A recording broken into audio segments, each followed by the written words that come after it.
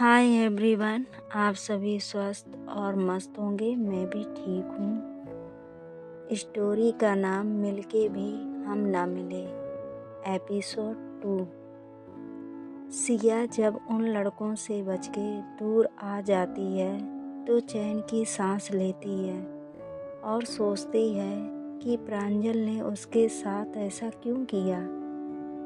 क्या वो ऐसी लड़की है जो दूसरों को परेशान करके खुश होती है। ऐसे सोच ही रही होती है कि तभी उसे एक टीचर दिखाई देता है। वो उसे बात करती है और बताती है कि वो न्यू एडमिशन है। टीचर उसे प्रिंसिपल ऑफिस तक पहुंचा देता है। सिया सारा फॉर्मेलिटीज पूरा करके क्लासरूम में आती है। वो देखती है कि प्रांजल सबसे आगे वाले बेंच पे बैठी हुई है और उसको देख के हंस रही होती है। सिया को बहुत बुरा लगता है, फिर भी वो चुपचाप जाके बैठ जाती है। इधर टीचर आते हैं, पढ़ा के चले जाते हैं। लंच का टाइम होता है, सब बच्चे बाहर चले जाते हैं, बट सिया बैठी रहती है क्योंकि वो न्यू होती है तो वो किसी को जानती नहीं थी।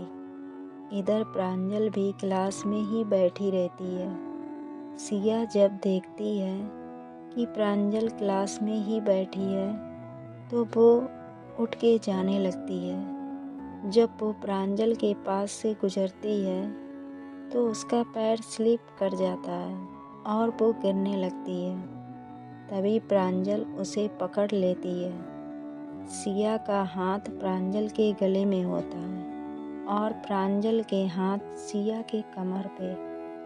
सिया को पता नहीं क्या होता है, वो बस प्रांजल की आँखों में खो जाती है। उसे खुद का होश ही नहीं होता कि वो किस कदर प्रांजल की बाहों में पड़ी हुई है। प्रांजल को भी पता नहीं क्या हो जाता है। वो भी बस एकटक सिया को देखे जा रही होती है। फिर अचानक से सिया होश में आती है। वो प्रांजल को धक्का देती है और उठ जाती है। खुद को संभालती है और फिर प्रांजल की ओर बिना देखे ही क्लास से बाहर निकल जाती है। प्रांजल भी खुद को संभालती है और फिर अपने सिर पे एक हल्का सा थप्पड़ लगाती है और कहती है, ये मैं क्या कर रही थी? मैं पागल तो नहीं हूँ ना? किसी लड़की को मैं ऐसे कैसे नज़रों से देख रही थी। इधर सिया क्लासरूम से बाहर निकल जाती है। ऐसे ही फिर से क्लास का समय हो जाता है। सिया आती है और प्रांजल को बिना देखे ही अपने डेस्क पर बैठ जाती है। प्रांजल को एक अजीब सी बेचैनी होती है। वो अब भी इसी ख्याल में गोते लगा रही होती है कि आखिरकार ऐसा हुआ क्यों। ऐसे ही कश्मकश लिए प्रांजल और सिया अपने घर चली जाती है। सिया घर जाती है तो उसकी भाभी पूछती हैं कि सिया, आपका कॉलेज का दिन कैसा गया? बहुत नए दोस्त बने होंगे।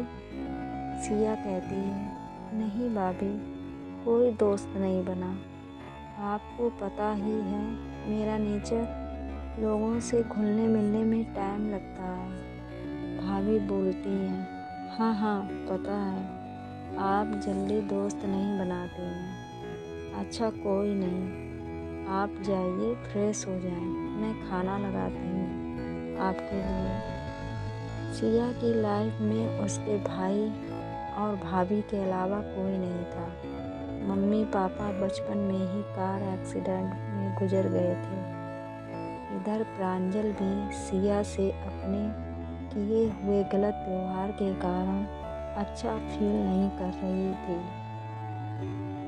और फिर सिया का वो टच उसे और भी ज़्यादा परेशान कर रहा था।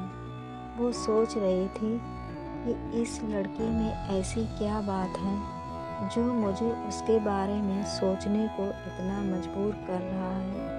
प्रांजल की भी मम्मी उसके पास आती हैं और पूछती हैं कि इतनी देर से वो चुप चुप सी क्यों बैठी हुई है, तो प्रांजल बात को टाल जाती है। ऐसे ही प्रांजल सिया के बारे में सोचते हुए सो जाती है। इधर सिया भी सोचती है कि वो कितनी शरारती लड़की थी।